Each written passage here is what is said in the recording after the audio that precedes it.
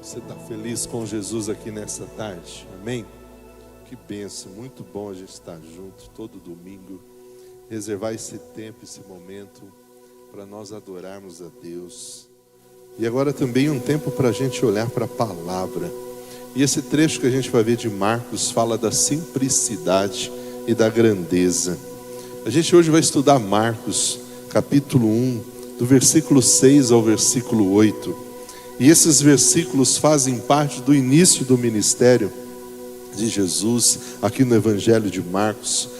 Eles se concentram falando da identidade e da missão de Jesus. E um personagem muito principal nesse início é João Batista. João Batista é o precursor, aquele que prepara o caminho para a vinda do Messias. E quando a gente fala deste homem, o João Batista, o versículo 6 fala que esse João Batista, ele vestia roupas feitas de pelos de camelo. Ele usava um cinto de couro na cintura. E ele comia gafanhotos e mel silvestre. Esse versículo 6, nós vemos João Batista tendo um estilo e um costume um pouco diferente dos da maioria dos sacerdotes, que usavam roupas chiques e chamavam atenção para si mesmos. Ele decidiu ter um estilo de vida mais simples. Ele usava roupa feita de camelo, usava um cinto de couro na cintura, comia gafanhotos e mel silvestre. Até mesmo para a sua época, esses hábitos de João Batista eram muito estranhos, não era nada popular. João preferiu se importar com aquilo que era mais relevante, que não era a sua aparência, que não era chamar a atenção para si, mas sim pregar a esperança que havia em Jesus, pregar o arrependimento dos pecados, independente do que as pessoas iam pensar dele.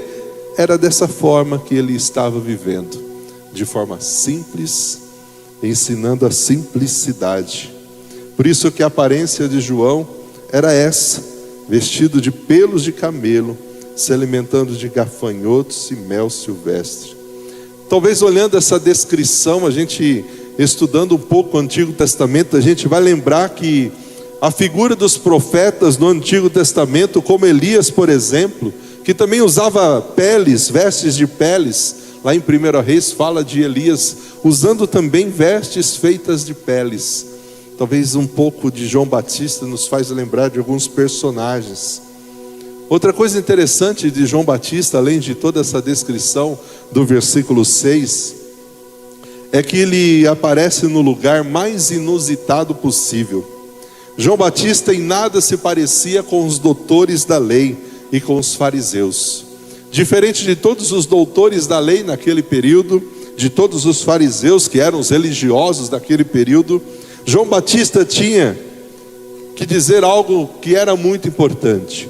E o que ele tinha para dizer era mais importante do que a sua aparência e onde ele estava. Por isso João Batista não estava numa região de área metropolitana. João Batista estava no deserto. O deserto era o lugar onde ele pregava e ministrava. E a mensagem que ele pregava, ela causou uma grande agitação em Israel. Olha esse texto. Aqui. Gente de Jerusalém, gente de toda a Judeia, gente de todo o Vale do Jordão, ia até ele. O que atraiu tanta gente? Gente de toda a Judeia, de toda a Jerusalém e de todo o Vale do Jordão iam até ele no deserto. E a grande pergunta é: o que é que atraiu tanta gente até ele? A mensagem que ele pregava causou essa agitação.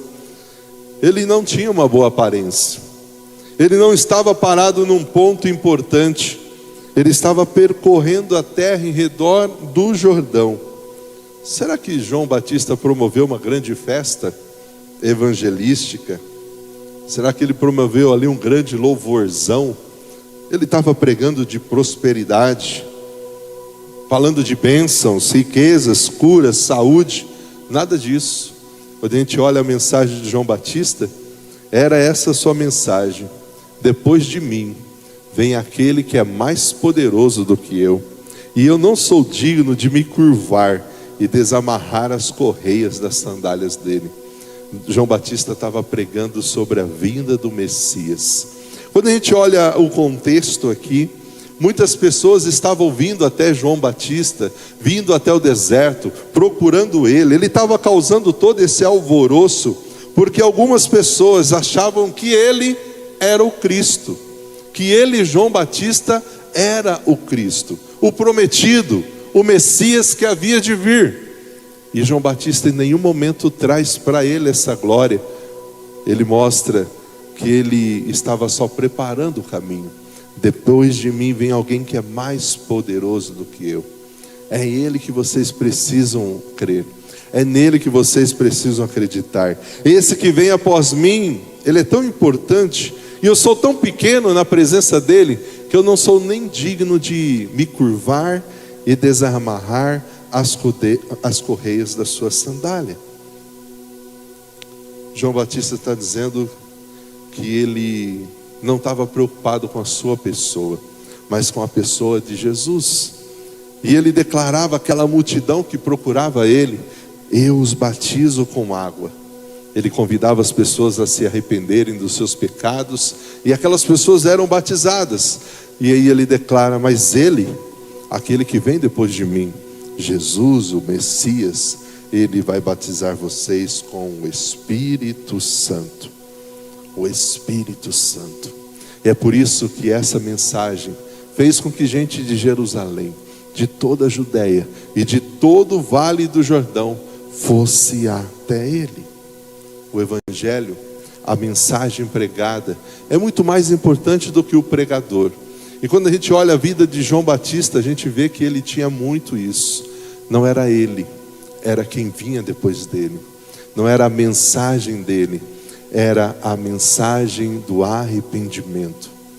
Quando a gente olha para esse Evangelho de Marcos, a gente aprende sobre esse poder da simplicidade, de estarmos surpresos ao ver que o que João Batista estava pregando e atraindo tanta gente era: arrependei-vos e crede no Evangelho. Ele não estava falando de curas, ele não estava falando de bênçãos. Tudo isso é importante, até pode ser falado, mas não era essa a mensagem principal. Ele não estava falando de uma mensagem de autoajuda, ele não estava falando uma mensagem que fazia aquilo que as pessoas mais querem hoje, é que eu seja confortado das minhas emoções, me sinta bem com o que eu estou ouvindo. João Batista não estava pregando isso, ele simplesmente estava dizendo: arrependei-vos. E gente de Jerusalém, de toda a Judéia, de todo o Vale do Jordão, iam até ele. Era essa a mensagem dele. Apareceu João Batista no deserto, pregando o batismo de arrependimento para o perdão dos pecados. E por que será que João Batista pregava o batismo, o arrependimento dos pecados? Porque quando nós olhamos para esse termo, arrependimento para o perdão dos pecados, a gente entende que não há arrependimento quando não se abandona o pecado. O que João Batista queria mostrar, e o que nós precisamos entender hoje, é que não há remissão, perdão dos pecados sem arrependimento.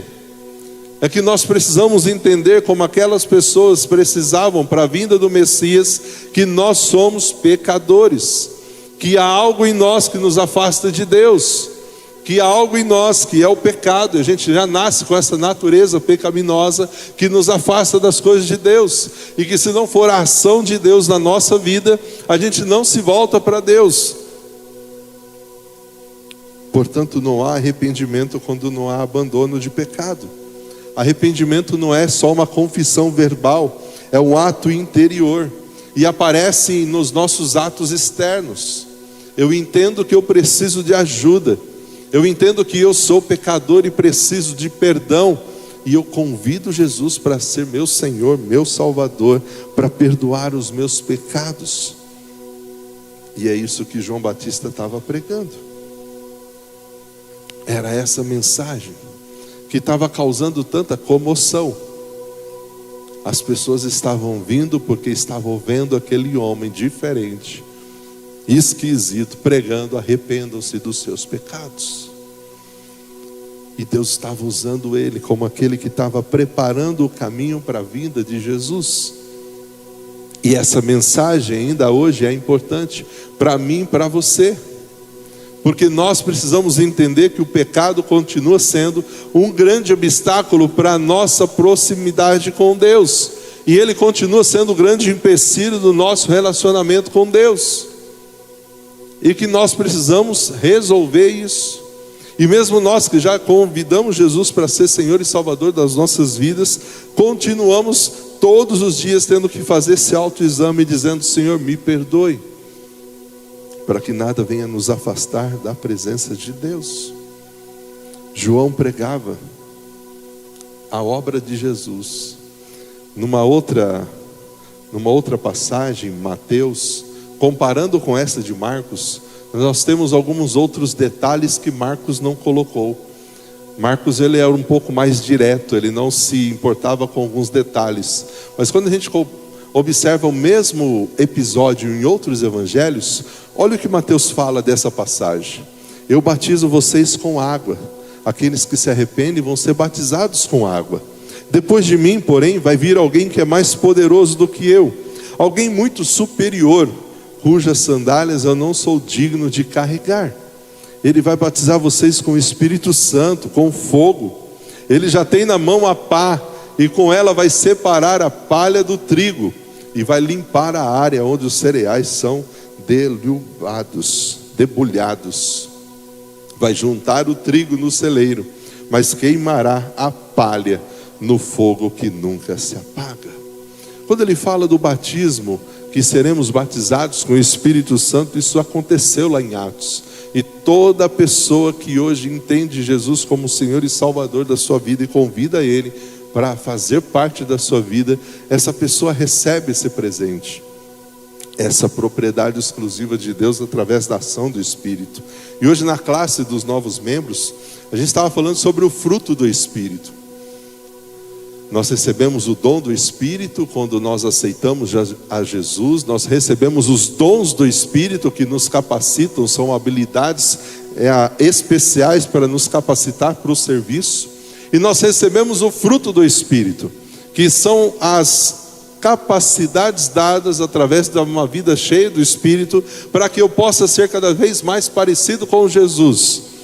E esse fruto do Espírito é o amor, a alegria, a paz, a longanimidade, a benignidade, que é a misericórdia, que é a paciência, o domínio próprio, a mansidão.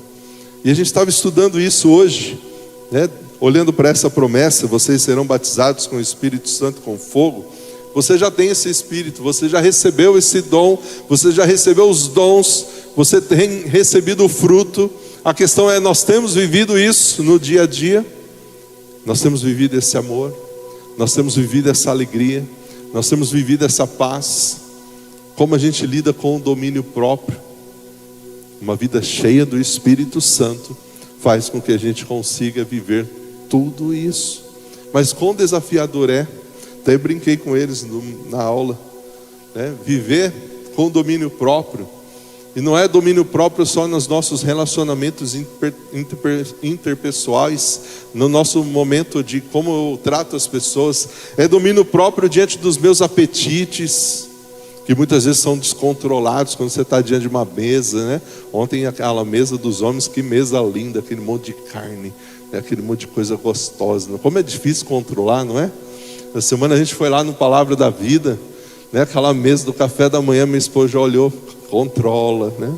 Você fica assim tentado a pegar um pouquinho de cada, e o prato vira aquela montanha, né? Quando falo de domínio próprio, não é só relacionamento interpessoal, é todos esses desejos internos, essas vontades que precisam ser autocontroladas, autodisciplinadas, porque nós só agora temos o Espírito Santo. Mas como ter domínio próprio no trânsito como esse de Jundiaí, não é? Você tem que estar cheio do Espírito Santo nas situações do dia a dia. Quando pessoas vêm tentar fazer o mal para você, você vai agir com amor, você vai agir com mansidade. Então esse Espírito Santo nós já temos. Mas João Batista ele dizia: depois de mim vem aquele que é mais poderoso do que eu. João reconhece a sua posição inferior a Jesus. Ele enfatiza a grandeza de Jesus. João aqui mostra a sua humildade. De acordo com o costume judaico, remover as sandálias de alguém era uma tarefa para o servo mais baixo da casa. E quando ele fala: eu não sou digno de me curvar, de desamarrar as correias da sandália, João está dizendo que ele era o mais baixo servo daquela casa. E mesmo assim ele não era digno de fazer isso, porque ele reconhecia que Jesus era muito mais poderoso, era maior do que ele, era mais importante do que ele. O que João Batista está fazendo aqui é falando dessa preparação. João Batista é o mensageiro que preparou o caminho para a vida de Jesus. Ele mostrou a necessidade do arrependimento para a renovação espiritual. Ele foi um homem que demonstrou humildade. A humildade de João em relação à sua missão era ensinar que as pessoas tinham que olhar para Jesus e não para ele. Alguns estavam achando que João Batista era o Messias, e ele em todo momento não aceitou reverência a ele. Ele mandava e orientava as pessoas a olhar para aquele que vinha após ele, não era ele. Isso mostra humildade. Essa humildade de João Batista. Mas imagine se João Batista estivesse entre nós aqui nos dias de hoje. Todo mundo ia chamar João Batista de louco, de fanático. É muito provável que talvez isso aconteceu naquela época também. Mas ele não se preocupou com o julgamento das pessoas. Ele acreditou na verdade da palavra de Deus e ele falava dessa palavra. Sabe o que isso nos ensina? Que quando João Batista ele fala de Jesus, aquele que vinha depois dele, ele falava com convicção, com certeza, com verdade. Isso nos ensina que eu e você, mesmo talvez sendo pessoas que a gente olha e fala: quem sou eu para falar de Jesus, para falar das boas novas? Querido, você pode, através da sua vida, mesmo da sua simplicidade, mesmo diante de talvez tantas... você olha e fala: eu não tenho toda essa habilidade, todas essas ferramentas. Você ainda pode ser um instrumento de Deus, para falar para pessoas, para servir pessoas, para abençoar pessoas. Apesar de muito simples, João Batista foi um grande evangelista. Você também pode se tornar um grande evangelista, um grande mensageiro das boas notícias onde você está, com a sua vida, com a sua personalidade, com o seu jeito, com aquilo que Deus já colocou nas suas mãos. Nós podemos fazer isso. Quando a gente lembra que nós estamos falando não de nós, mas de Jesus. Então esses versículos 7 e 8 nos ensinam que devemos chamar a atenção a Jesus e não a nós mesmos. Era comum, sabe por que João Batista fez isso? Era comum naquela época, os sacerdotes, os líderes religiosos daquela época, chamarem atenção para si, fazerem as pessoas olharem para eles. Eles se colocavam acima dos outros. E João Batista está dizendo: o mais importante é aquele que vem depois de mim. Eu não sou importante não. Eu sou o menor. Eu sou o mais servo. Eu sou aquele que está ali servindo com toda simplicidade. Eu não sou nem digno de desamarrar as sandálias dele, de tão pequeno que eu sou. João Batista reconhece que ele não era nada. Jesus era tudo. O que nós aprendemos nesse texto é que eu e você precisamos entender também o nosso papel dentro do reino. Nosso papel é de preparar pessoas para ter um encontro com esse Jesus. E para isso nós pregamos o arrependimento. Convidamos pessoas a mudarem de vida através do arrependimento. Essa mensagem de João Batista do arrependimento ainda ressoa hoje, onde a gente convoca pessoas, indivíduos, a sociedades, cidades, a se arrependerem dos seus pecados, se colocarem diante de Deus. E qual é a expectativa de Deus? A passagem nos lembra que Deus está sempre atuando nas nossas vidas. Assim como Deus usou João Batista naquela época, naquele período, Deus usa as nossas vidas hoje. Deus usa a minha vida e a sua vida hoje. Conte para Deus quais têm sido as suas lutas, quais têm sido as pressões que você tem vivido. Peça para Ele fortalecer a sua fé, porque Ele vai continuar usando você. Ele vai continuar fazendo da sua vida um instrumento de Deus. Essa semana eu estive no hospital visitando uma pessoa, e tinha ali uma irmã cuidando daquela pessoa que eu fui visitar, e ela dizendo: pastor, como é bom estar aqui, poder ajudar essa família nesse momento tão difícil. Eu estou ganhando de estar aqui ajudando, porque eu tenho tantos desafios na minha vida, mas ao estar aqui e vendo essa realidade do hospital, olhando esses leitos, esses pacientes, Deus tem falado tanto comigo, que eu não tenho que reclamar de nada. Eu tenho muito que agradecer. Eu tenho saúde. Então estar aqui hoje com ela é presente para mim. Eu tenho ganhado com isso. Essa é a expectativa de Deus, que você seja usado. E quando a gente fala de falar das boas novas, não é só falar, é através de um ato de serviço como esse, é através de um telefonema, de uma mensagem que você envia, perguntando como a pessoa está. Olha, senti só falta hoje no culto. Olha como você está. E talvez Deus tenha falado já isso com a gente. Deus talvez tenha tocado no nosso coração. Sabe aquele dia que de repente você lembra de alguém? Não é do nada. É Deus, é o Espírito Santo te fazendo lembrar de alguém. Sabe o que a gente tem que fazer nesses momentos? Ore. Ore por essa pessoa. Mas além de orar, se você tem o telefone dela, manda uma mensagem para ela e diga: olha, lembrei de você agora.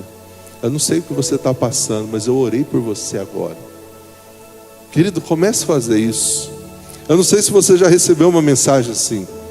Como é gostoso quando você recebe uma mensagem e você olha lá a pessoa dizendo assim: estou orando por você. E talvez você lembre de tantas pessoas no decorrer da semana. Pare, tira alguns minutinhos, ore por essa pessoa, mas fale para ela: olha, eu estou orando por você. E talvez aquela mensagem é o que ela precisava, como resposta de Deus, de que Deus está ali com ela, ela não está sozinha.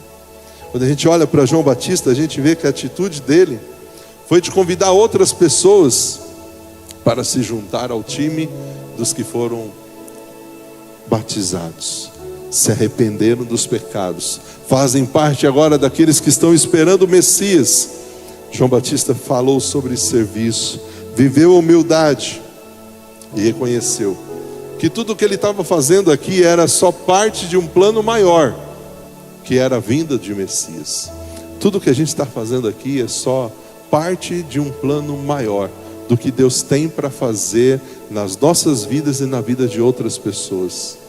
E quando eu me coloco à disposição para abençoar pessoas, eu não tenho nem noção do que Ele pode fazer através da minha vida. E Ele pode usar você, sua vida, assim como usou João Batista. Um homem que naquela época, assim como hoje, parecia um louco. Quem vai seguir um homem desse? Mas todos iam até o deserto para ouvi-lo. E a mensagem dele era só uma: arrependam-se dos seus pecados. Ele não estava falando de prosperidade, ele estava falando de mudança de vida, de conserto, de reconciliação, de resgate. Que essa seja a mensagem que nós, como igreja, possamos continuar levando. Que as pessoas precisam entender que o pecado as separa de Deus. Que as pessoas precisam entender que o único caminho que leva até Deus é Jesus. Ele é o caminho, a verdade e a vida. Não somos nós os pecadores. Não é a placa das igrejas locais. É Jesus. aquele que transforma, que muda. Assim como João Batista construiu e edificou a sua vida sobre essa missão e esse ministério de só preparar o caminho para o Messias, que eu e você estejamos também construindo a nossa vida, edificando a nossa vida nessa promessa. E é por isso que nessa tarde a gente vai dizer: Senhor, Tu és digno. Tu és digno de receber todo louvor, toda adoração. E eu quero construir a minha vida em Ti. Eu quero que tudo que eu faça e tudo que eu viva seja para a glória do Senhor. Vamos ficar de pé.